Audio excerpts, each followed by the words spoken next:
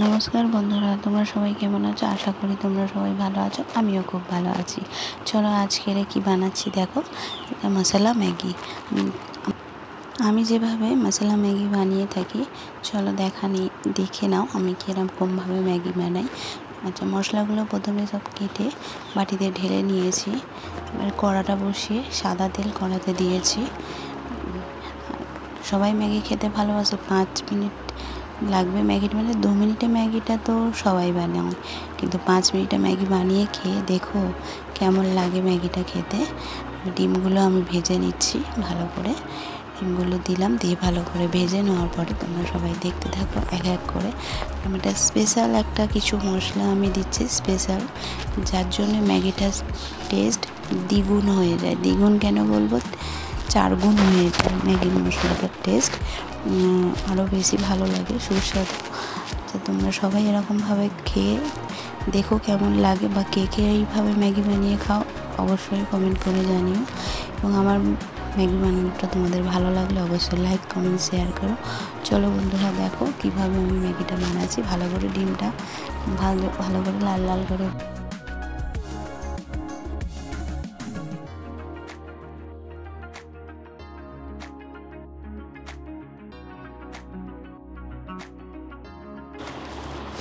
যে দেখলে তেলের ওপরে আমি রসুন কুচি, পেঁয়াজ কুচি, এটা আমার স্পেশাল একটা মশলা, যেটা দিয়ে আমি মশলা ম্যাগি বানিয়ে থাকি। তোমরা যদি খেয়ে থাকো এইভাবে তাহলে অবশ্যই জানিও, আর যদি না খেয়ে থাকো তাহলে অবশ্যই একবার ট্রাই করো বাড়িতে। রসুন কুচি আর পেঁয়াজ কুচি আর কাঁচা লঙ্কা কুচি দিয়ে ভালো করে লাল লাল করে ভেজে নিলে একটা সুন্দর গন্ধ আসে, এটা দারুণ লাগে। ঠিক আছে, এবারে চলো তোমরা দেখো ম্যাগিটা আমি কীভাবে বানাচ্ছি, দেখতে থাকো।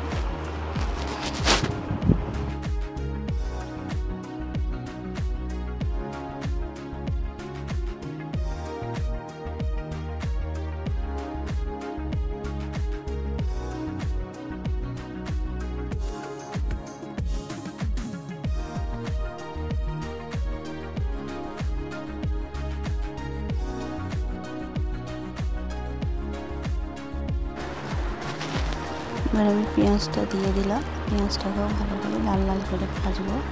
লাল লাল করে পেঁয়াজটাকে ভালো পর্যন্ত একটু অপেক্ষা করে বন্ধুরা।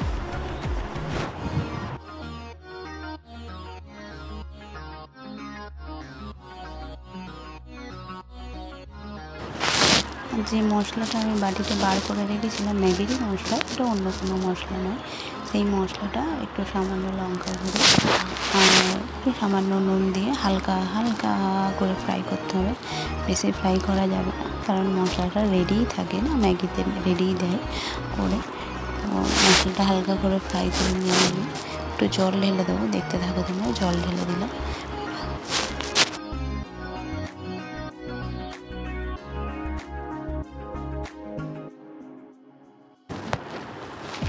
এবার আমি ম্যাগিগুলো দিয়ে দিলাম সেদ্ধ হওয়ার জন্য। সেই তেল মশলা করে রাখা যে জলের মধ্যে ম্যাগিটা ছেড়ে দিলাম। ম্যাগিটা এবারে ভালো করে সেদ্ধ হোক। সেদ্ধ হলে আমরা শুধু জাস্ট সেদ্ধ হওয়া আর জলটা শুকনো করে নেওয়া। তবে যে যেমনভাবে খাও, একদম শুকিয়েও খেতে পারো, একটু স্যুপ রেখেও খেতে পারো, যে যেমনভাবে খাও। চলো দেখি।